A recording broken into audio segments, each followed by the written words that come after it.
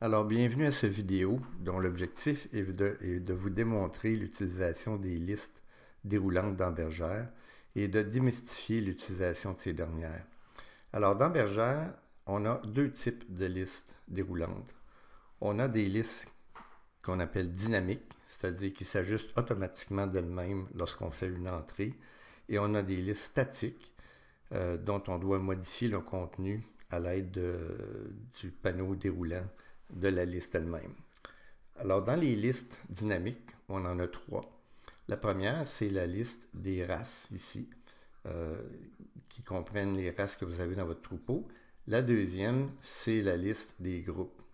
Alors, dans ces listes-là qu'on dit dynamiques, la seule façon d'ajouter un item, c'est de tout simplement changer la nomenclature pour qu'est-ce qu'on veut. Alors, si je vais vous donner un exemple. Dans les listes de races, on n'a pas... je vais prendre la race Jika, mes initiales, et je décide que cet animal-là, c'est de la race Jika. Alors, automatiquement, cette nomenclature de race apparaît dans ma liste déroulante. Alors, je n'ai pas à changer la liste. Elle va se faire elle-même. La journée où j'ai plus d'animal de ce type-là, donc je vais le remettre comme F1, on voit que dans la liste déroulante, ici, le JK n'existe plus. Exactement la même chose pour les groupes. C'est dit que cet animal-là n'est plus dans le groupe 15 auto, il est dans le groupe ABCD 2, 3, 4. Alors, dans ma liste des groupes maintenant, j'ai ABCD 2, 3, 4.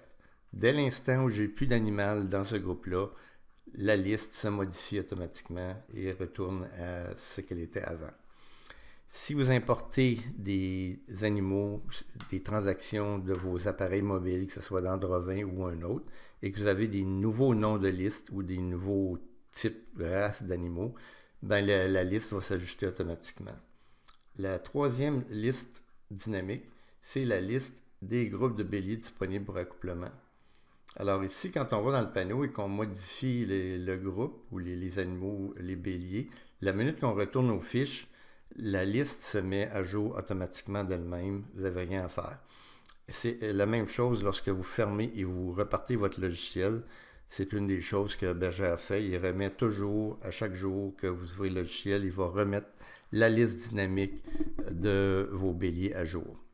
Maintenant, concernant les listes statiques, je peux vous montrer ici dans le carnet médical, par exemple, la liste de problèmes pour un animal, donc les maladies, peu importe. C'est ce qu'on appelle une liste statique. Pourquoi? C'est que cette liste-là, elle se change avec l'item qui s'appelle modifier ici.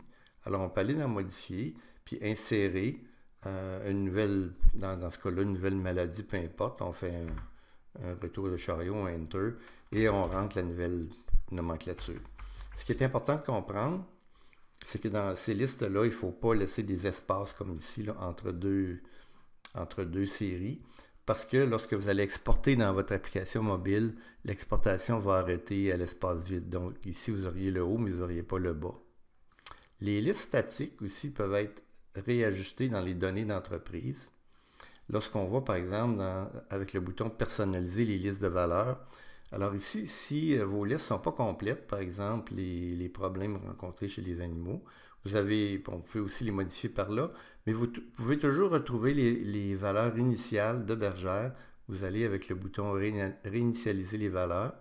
Et ici, dans les problèmes rencontrés, par exemple encore les listes de maladies, vous cliquez sur le bouton, ça vous donne la liste. Et quand vous recliquez dans votre boîte, vous pouvez faire un coller. Et puis, parce que ça fait un copier, vous faites un coller et votre liste va se remettre à jour automatiquement.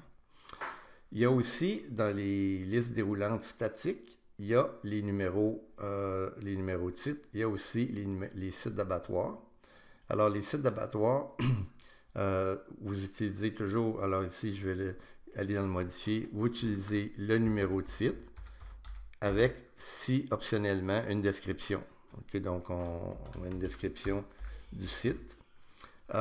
Ce qui est important de comprendre, c'est que dans les numéros de site, les sites ATQ, vous n'utilisez jamais les lettres de province, c'est-à-dire au Québec, ça commence tout par QC, alors vous rentrez uniquement vos 7 chiffres.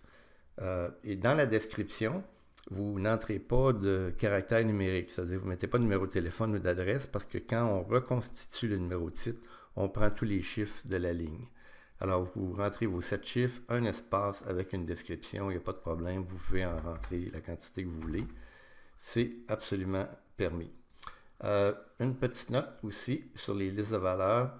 Ce qui est important aussi, c'est de ne pas excéder 12 caractères, parce que lorsque vous exportez dans les applications mobiles, certaines applications comme par exemple l'option ne prennent pas plus que 12 caractères, et d'éviter les caractères du type qui est indiqué ici, là, les guillemets, les signes de dollars, de pourcentage, et incluant l'apostrophe, qui dans certaines applications peut causer une problématique.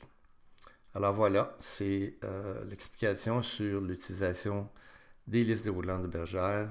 J'espère que vous avez apprécié. Merci beaucoup.